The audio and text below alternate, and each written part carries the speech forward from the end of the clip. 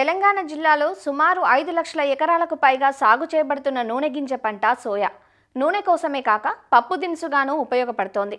ప్రధానంగా ఉత్తర తెలంగాణ జిల్లాల్లోని ఉమ్మడి ఆదిలాబాద్, కరీంనగర్, నిజామాబాద్ జిల్లాలు, మెదక్, రంగారెడ్డి జిల్లాల్లో సోయా చిక్కుడును అధిక విస్తీర్ణంలో సాగు చేస్తున్నారు.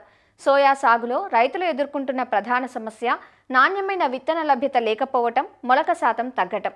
ఇతర రాష్ట్రాల నుంచి విత్తనం దిగుమతి కావటంతో నాణ్యతా పరీక్షలు కొరవడి రైతుల పాలిట శాపంలా పరిణమించాయి. అందుకే సోయా చిక్కుడు సాగు చేసే రైతులు విత్తన ఎంపిక పట్ల అత్యంత మెలకువగా ఉండాలనేది నిపుణుల సూచన. సోయా చిక్కుడు వేసే ఉత్తర తెలంగాణ రైతులకు విత్తన ఎంపిక, పంట దిగుబడిని పెంచే మెలకువలపై ప్రొఫెసర్ జయశంకర్ తెలంగాణ రాష్ట్ర వ్యవసాయ విశ్వవిద్యాలయం, ఆదిలాబాద్ వ్యవసాయ పరిశోధనా స్థానం శాస్త్రవేత్త డాక్టర్ రాజశేఖర్తో మా ప్రతినిధి మణికేశ్వర్ ముఖాముఖి ఇప్పుడు చూద్దాం.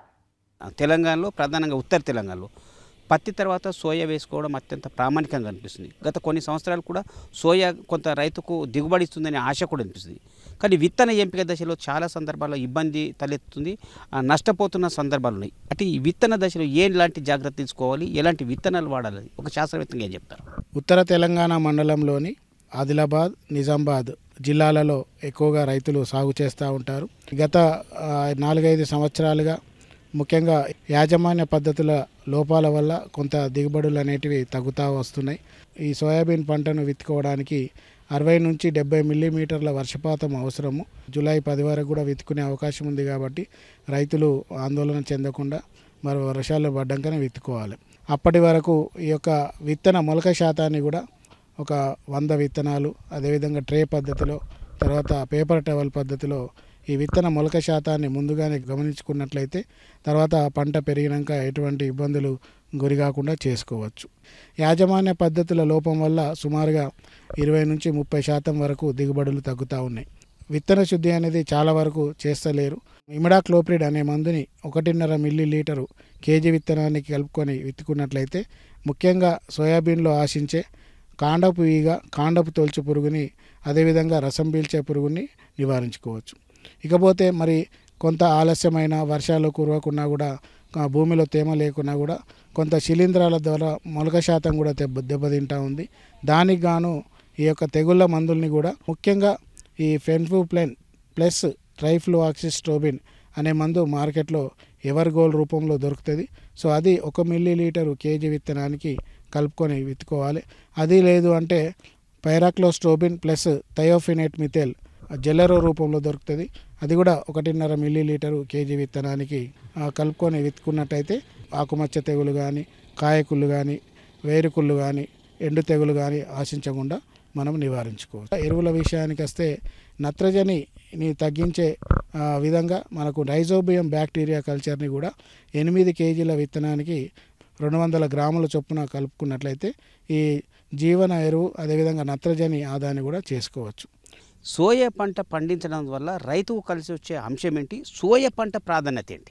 తెలంగాణ రాష్ట్రంలో చూసినట్లయితే నూనె గింజ పంటలలో ఈ సోయాబీన్ పంటను ఎక్కువగా రైతులు సాగు చేస్తూ ఉంటారు. వేరు బుడిపెలు ఉండడం వల్ల వేరు వ్యవస్థ దగ్గర ఈ వేరు బుడిపెల్లో రైజోబియం బ్యాక్టీరియా ఉంటే తద్వారా నత్రజని, అదేవిధంగా భూమి యొక్క సారవంతత కూడా అభివృద్ధి చెందే అవకాశం ఉంటుంది. కాబట్టి వేరే వాణిజ్య పంటల కంటే ఈ యొక్క సోయాబీన్ను వేసుకున్నట్లయితే రేపు మనకు మంచిగా భూమి సారవంతత, అదేవిధంగా మంచి ఆదాయం కూడా వచ్చే అవకాశం ఉంటుంది.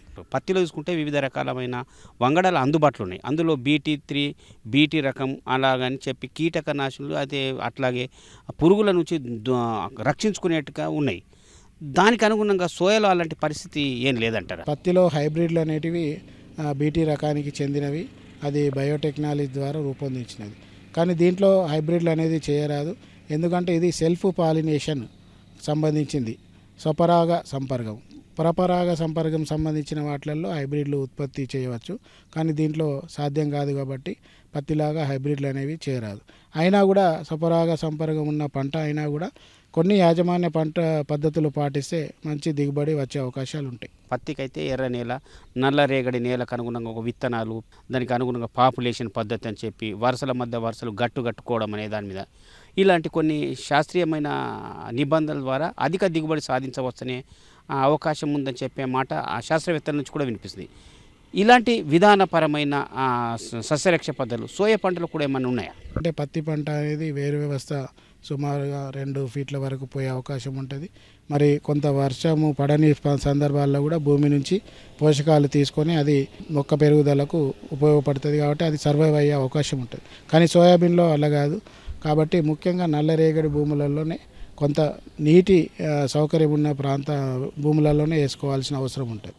ఎర్ర భూములలో అయితే వేయకూడదు.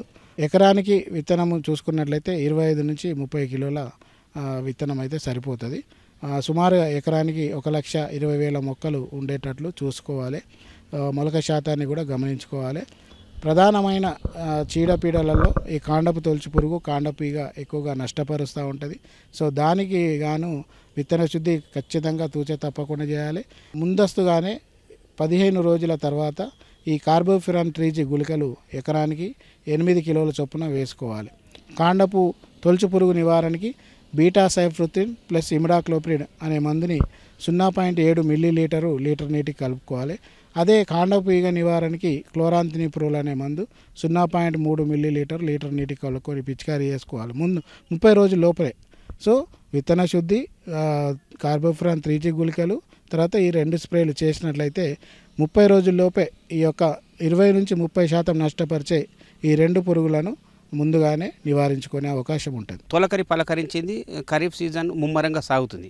సోయా విత్తనం పెట్టడానికి ఎప్పటికి అనుకూలము, ఎప్పటి వరకు పూర్తి చేయొచ్చు, ఎప్పటి నుంచి పెట్టకూడదు, రైతులకు ఏం చెప్తారు?